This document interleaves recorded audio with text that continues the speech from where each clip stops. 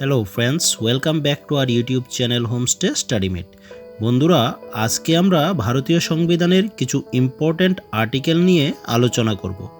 এই ভিডিওটি West Bengal school service commission, TPSC এবং টেট সব অ্যাসপিরিয়েন্টদের জন্য প্রয়োজন হবে। আর তোমরা যদি এক্সামের সিলেবাসগুলি লক্ষ্য করো, দেখবে সব এক্সামের সিলেবাসের মধ্যেই ভারতীয় সংবিধানের পার্টটি ইনক্লুশন করা হয়েছে। এবং লাস্ট পরীক্ষাগুলির কোয়েশ্চেন পেপারগুলি অ্যানালাইসিস করলে দেখবে রিসেন্টলি সবগুলি এক্সামে আর্টিকেল থেকে 4-5টি কোয়েশ্চেন করা হচ্ছে। তাই সবার কথা ভেবে আজকে এই ভিডিওটি তৈরি করে তোমাদের জন্য নিয়ে এসেছি। আজকে যে আর্টিকেলগুলি আলোচনা করব, সবগুলি আর্টিকেল এক্সামের জন্য গুরুত্বপূর্ণ এবং পরীক্ষায় আসার সম্ভাবনা বেশি। ভারতীয় সংবিধান যখন প্রথম কার্যকর হয়েছিল তখন টোটাল আর্টিকেল ছিল 395 এবং পার্ট ছিল 22। এবং তোমাদের ইনফরমেশনের জন্য বলে রাখি, Indian constitution was adopted on 26 November 1949 and 26 জানুয়ারি 1950। ওকে, ভারতীয় সংবিধানের পার্ট 1-এর মধ্যে রাখা হয়েছে আর্টিকেল 1 to 4। আর্টিকেল 1-এ বলা হয়েছে India that is Bharat shall be a union of states. Article 2-তে বলা হয়েছে admission and establishment of new state. নতুন করে যদি রাজ্য গঠন করা হয় তাহলে আর্টিকেল 2-র দ্বারা হবে। আর্টিকেল 3-তে বলা হয়েছে formation of new states or alter boundaries or name of any state. কোনো নতুন করে রাজ্য যদি তৈরি করা হয় বা রাজ্যের যদি নাম পরিবর্তন করা হয় তাহলে ওইটা হবে আর্টিকেল 3-র মধ্যে।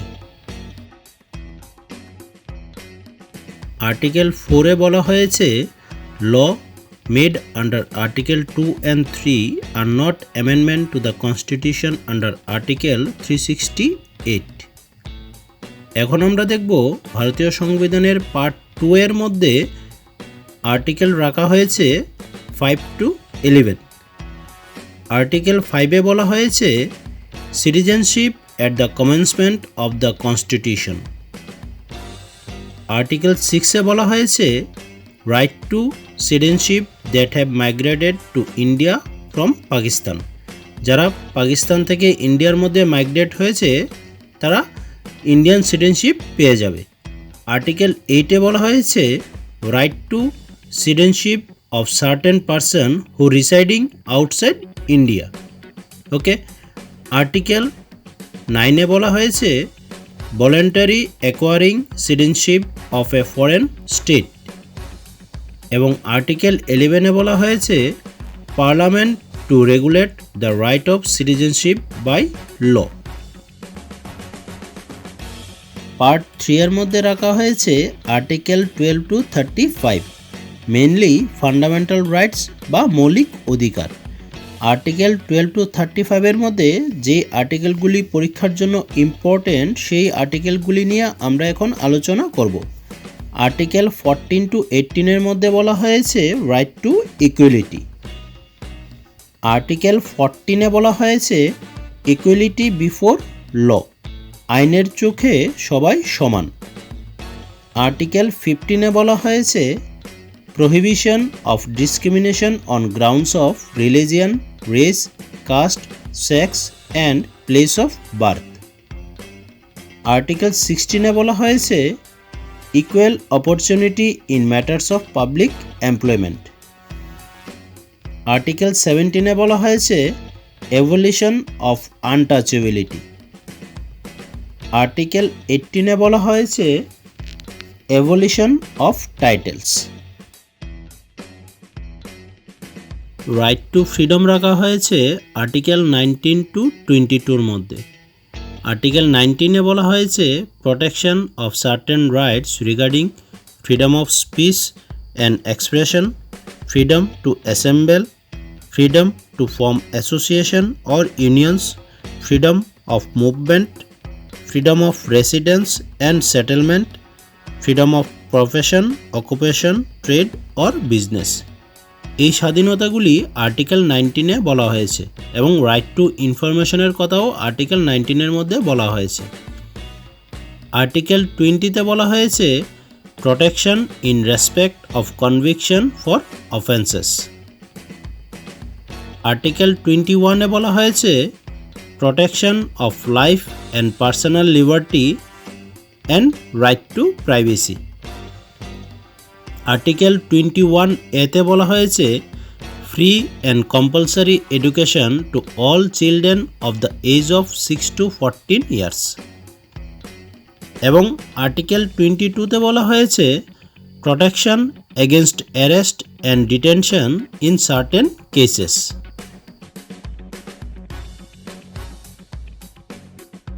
আর্টিকেল 23 এবং 24-এ বলা হয়েছে রাইট এগেনস্ট এক্সপ্লয়টেশন। এবং আর্টিকেল 23-তে বলা হয়েছে prohibition of traffic in human beings and force labour. Article 24-এ বলা হয়েছে prohibition of employment of children in factories. Right to freedom of রিলিজিয়ন্সের মধ্যে মেনলি 4টি আর্টিকেল রাখা হয়েছে, আর্টিকেল 25 to 28। আর্টিকেল 25-এ বলা হয়েছে practice and propagation of religion. Article 26-এ বলা হয়েছে freedom to manage religious affairs. Article 27-এ বলা হয়েছে freedom as to payment of taxes for promotion of any particular religion. Article 28-এ বলা হয়েছে freedom as to attendance at religious instruction or religious worship in certain educational institution. Cultural and educational rights রাখা হয়েছে article 29 এবং 30-র মধ্যে। Article 29-এ বলা হয়েছে protection of interest of minorities এবং আর্টিকেল 30-তে বলা হয়েছে right of minorities to establish and administer educational institution. Article 31-এ বলা হয়েছে রাইট টু প্রপার্টি। আর্টিকেল 32-তে বলা হয়েছে right to constitutional remedies. Article 33-তে বলা হয়েছে power of parliament to modify the rights in their application to forces etcetera. Article 34-এ বলা হয়েছে restriction on rights while martial law is in force if any area. এখন আমরা আলোচনা করব ভারতীয় সংবিধানের পার্ট 4। এখানে আর্টিকেল দেওয়া হয়েছে 36 to 51।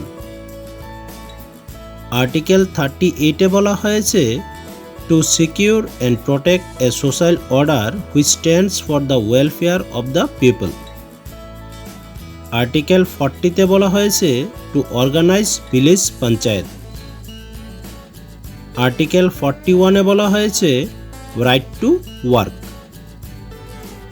আর্টিকেল 44-এ বলা হয়েছে ইউনিফর্ম সিভিল কোড। আর্টিকেল 45-এ বলা হয়েছে free and compulsory education. Article 49-এ বলা হয়েছে protect all monuments of historic interest। Article 48A-তে বলা হয়েছে to protect the environment to safeguard the forest and wild life of the country. Article separation of judiciary from the executive. Article 51-এ বলা হয়েছে promotion international peace and security.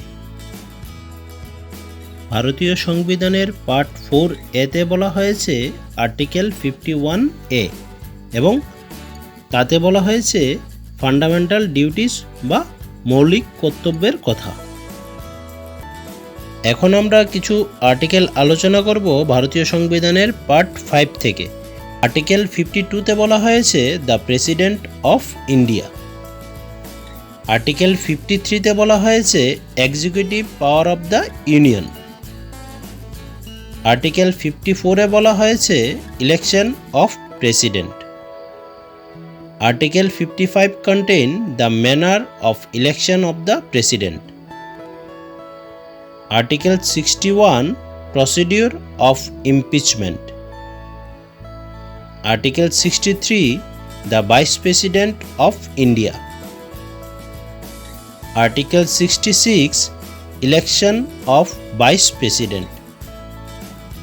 Article 72 Pardoning Power of President. Article 74 Council of Minister to aid and advise President. Article 79 এ বলা হয়েছে Constitution of Parliament. Article 93 তে বলা হয়েছে The Speaker and Deputy Speaker of the House of the People. Article 109 contains special procedure in respect of money bills. Article 110 definition of money bills. Article 112 annual financial budget. Article appropriation bills. বন্ধুরা, আজকের ভিডিওটিতে আমরা সবগুলি article নিয়ে আলোচনা করব না, আরেকটি ভিডিওতে আমরা বাকি আর্টিকেলগুলি আলোচনা করব। আরও কয়েকটি আর্টিকেল আমরা দেখে নিই কী কী ইম্পর্ট্যান্ট আর্টিকেল রয়েছে। আর্টিকেল 123 তে বলা হয়েছে অর্ডিন্যান্স। আর্টিকেল 124 এ বলা হয়েছে establishment of supreme court. Article 126 এ বলা হয়েছে appointment of acting chief justice.